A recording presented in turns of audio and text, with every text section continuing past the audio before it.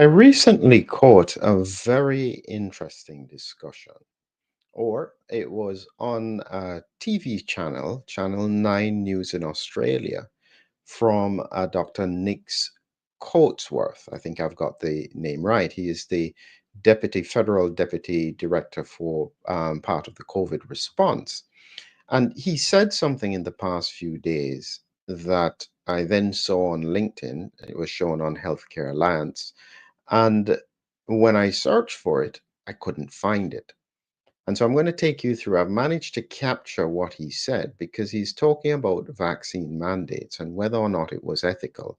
And I guess his reflection at this point in the cycle of the pandemic. One of the problems has been that there have been issues, but the scientific community, the political leadership, don't want to acknowledge mistakes. It's a really important problem because if they're not willing to acknowledge mistakes, it is highly likely that they will repeat those same mistakes. And that's definitely not what we want. And so I'm going to play a short clip if I can make it work. I'm having some technical difficulties, but assuming I get it to work, you'll hear what he said. It's just about less than a minute long. And then afterwards, I'm very interested in hearing whether or not anyone who is listening had any of these experiences with regards to mandates. I tend to categorize it in a number of groups. There were initially, when the vaccines came out, there was a cohort who were completely ready, wanted to take it. Then there was the next group who needed a little bit of guidance, and they said, okay, give me some more information. And then that group went ahead and got it. But then they found that there was quite a resistant group who didn't seem to want to get the vaccine. And so the idea was we are going to need to mandate it. We're going to have to force them to take this vaccine. Now, I knew from the start that that wasn't necessary. The science just didn't make sense. An injectable vaccine is not very good at stimulating your mucosal immunity. And so, therefore, if you are going to mandate it, it means it needs to stop infection because why else would you give it to somebody who was low risk? That's one of the things that they still don't even want to acknowledge, that they didn't realize that the purpose of the vaccine was to prevent severe disease. And so, therefore, you gave it to people who are at risk for severe disease, not to the low risk cohort. That was always my perspective, and it is still the same today. And the vaccine mandates have fallen into that category of being something that was completely unscientific. You just don't do that unless you can be almost absolutely sure it's going to stop circulation of the virus. And this virus is extremely difficult to stop circulating. So, what I then did is that I then went looking for this video clip.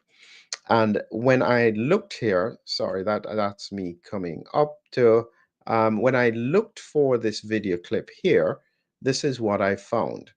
And I found here, this was on Google, Current Affairs Channel 9, is Australia. And you can see the Dr. Nick Coatsworth. It shows me the video 5 years on from the COVID pandemic. It was done about 6 days ago. At the bottom, you can see it's a Facebook post. Now, I went searching for this and I just could not find it anywhere. And when I clicked on the link, I would get something looking like this. The content is just not available at the moment. And I'm thinking, well, where is this content gone? And how was it that that group was able to capture it? When I looked in detail at the filming, what they did is they clearly used maybe their phone to film the television talking about it. And that way it can't be hidden. So no matter what they do, if they pull it away, hide it somewhere, I guess they're having second thoughts about it. And this is therefore the challenge that they have, that it's already out there. So I'm going to try and see if I can play for you this clip, if I can get my screen to work, so that you will hear what he said. And this is me now pulling together the science. Move this, And yes, and just hear what he had to say. So this here, let's show you this. Let's hear what he had to say. I believe this is the best health system in the world. It is so fragile. Dr Nick Coatsworth was the Federal Deputy Chief Medical Officer at the time, guiding us through uncharted territory and COVID vaccinations.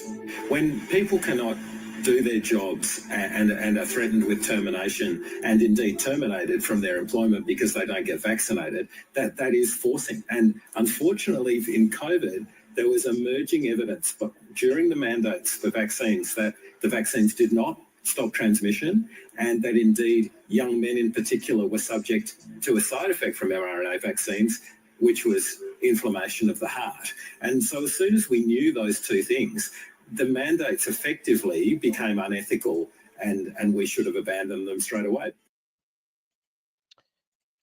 That's really essentially why they wouldn't have wanted that to be seen. He was so to the point, and he was right, is that once they realized two things. One, that the vaccine was not particularly effective at stopping transmission. Some people say it reduced it for a period of time. Some studies suggest that over the longer term, it increases the risk of circulation, which fits with the fact that in highly vaccinated regions, we're having high circulation of the virus, but that's a different argument. But that one thing with that, if it didn't particularly stop transmission, why would you mandate a low risk cohort to have it? Additionally, what he then said is that additionally, once they realized that there was a link to myocarditis, you absolutely didn't want to mandate it to low risk cohorts.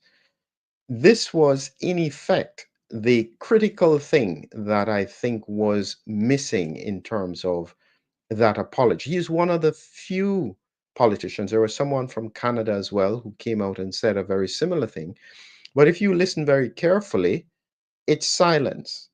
And it's because there is something about acknowledging a problem and therefore suffering the repercussions, whether or not it's financial or whatever else, that will come with that. What I'm very interested in is whether or not you or anybody else have had any kind of experiences like that. And so, what I am sharing now, this is one of those Fridays where I'm interested in talking. If you want to come and chat with me about either your experience with regards to the mandates, did you lose your job? Please click on the link. I think I've just shared it. As usual, you can jump into the studio and you can tell us your story as long as it doesn't do anything that will cause us to potentially be censored. Please jump in with us, and the link is there. But the point, as I said, is that this principle of the mandate literally destroyed some people's lives. They lost their jobs. They may have lost their house. They may have had to move to different areas. This was a huge impact. And one of the things that it seems that the people who were involved in making that decision, they don't seem to realize that that anger, those repercussions, that pain is still present. The group that I am particularly concerned about is the group of people who did not want to take the vaccine, felt pressured to do it, where they had to do it, say, to keep their job, and then they had complications after they had this. This is the example of what I call a lose-lose situation, because no matter what anyone does, there is a nocebo effect. What that means is that if you are already having negative concerns about something, then by actually taking it, any side effect you have afterwards would then represent an impact on in terms of the health of the person. So let's see if we've got somebody. I think I know who this is. Is this Will? Hello, can you hear me? I can hear you. Hi, Phil. How are you? Did you have But any really pressure bad. with regards to vaccine mandates? I pretty much lost everything over this. I went from being What? I was in Portugal Yeah. and I started reporting on the Diamond Princess and possible mortality and stuff, and my whole world fell apart. I was always against the vaccines from the start because I was worried that the immune system would attack. Hmm. So I tried to tell everyone, and everyone just went nuts on me. Everyone stopped talking. No one would treat me like a human anymore. We saw the whole world divide like that. And so when you think about it, Will, from your experience here now, um, can you understand what everyone else was thinking? Meaning that it would have come across to them that you represented just an out there view. Any thoughts on that? And it's kind of hard to answer. I've got a pretty good idea of what everyone's thinking, and it's not normal. It's some deeply ingrained psychology. I mean, this was really a psychological warfare operation on the planet. Very meticulous. And Yeah. what I was, I'll give you an example. From the start, I said we already have pre-existing cross-reactive immunity from common colds, whereas the rest of the experts were saying it's novel. I'm like, guys, calm down. We've got other coronaviruses.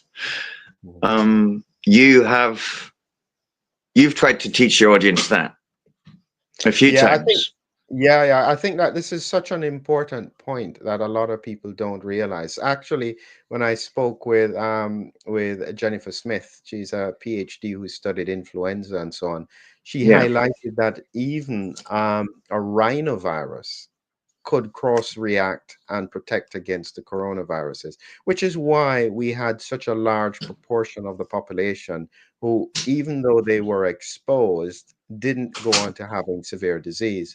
So it was actually a relatively small proportion of the population that had a number of factors that were involved. One, they had never or not recently faced a coronavirus or similar virus, one.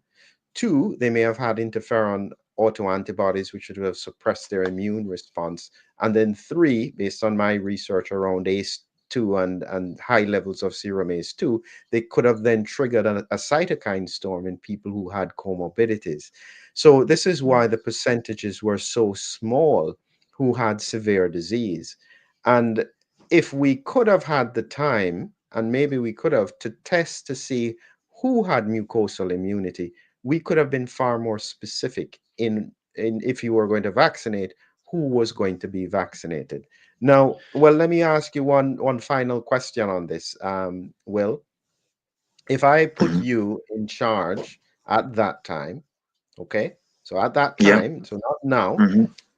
there is a lot of questions about what impact immunity could have. They didn't necessarily have any answers at that time. What would you do, considering if you got it wrong and people died, that would be on your head? Would you play it safe, or would you be like the Angus Tegnell in Sweden and step into that gap? What are your thoughts? I would have done safe, low risk solutions like vitamin D. It would have been everyone get outside, get your sunshine, get 10,000 units, go for it. We could have found the common cold coronaviruses and find kids that have got OC43 or one of the coronaviruses. Just go and give that to everyone. Go give everyone a cold, and it'll give you a boost of immunity in your throat. And then Donald Trump said natural disinfectant. We could try that. And then sanitized did nitric oxide. It was like just make that en masse and spread that out, pass that out. Yeah. And then we found out early on Dr. Corey saying ivermectin. He was crying in Senate, going, "I swear, guys, I've treated 200 patients. I promise you it works. It's a miracle." And everyone just completely because they were talking about 5G or Jesus coming or waiting for antibodies for a year. So all the good things that could have just been thrown at it just didn't happen. Yeah, excellent points. Excellent points. Thank you very, very much, Will. And I'll just All put right. up the link just in case anyone else wants to jump on. He made some very good points there. The reality is that I do have some pity for people who were making decisions at that time, because in a sense they couldn't afford to get it wrong, and if everyone was doing the same thing, it made sense for them to play it safe. But playing it safe was not necessarily in the interest of the health of the population. So there were so many things that could and should have been done. But what's even more important is that it appears that people don't want to discuss those things at this point.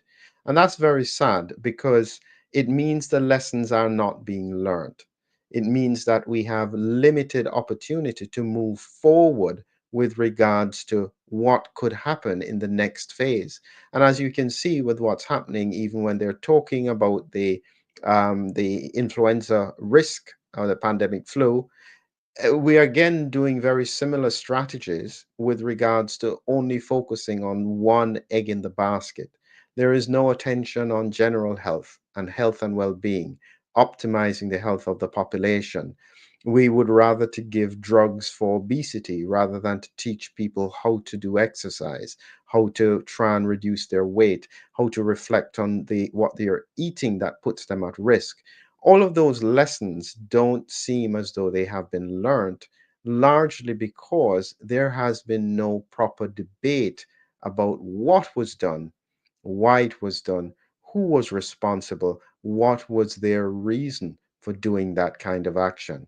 And so the people who have suffered the most, and the ones I am still most concerned about, are people who didn't want to take it up to the last days, had to do it because of work or something else, and were afraid of the implications, because that cohort is very highly likely to suffer long-term effects, even if it's just the nocebo effect. The nocebo is the opposite of the placebo. Placebo is where if I gave you an injection of water and you believed that the water was good, you would feel better. The nocebo effect is opposite, and it's probably stronger. If I gave you an injection of water and you thought it was poison, there's a high chance that you would get sick. And so this impact is grossly underestimated, and it is probably part of the reason why people are suffering for so long. It's an awful feeling for someone who is unwell and they feel as though they shouldn't have done what they did, especially with what happened when all the mandates fell away in the future. So thank you all very much for joining. Just remember, very slowly, it's coming out the truth. But even when the truth does come out in a moment, it seems as though they take it down almost immediately, just in case you hear it. But keep listening. We have enough people who are looking for answers. Have a great evening.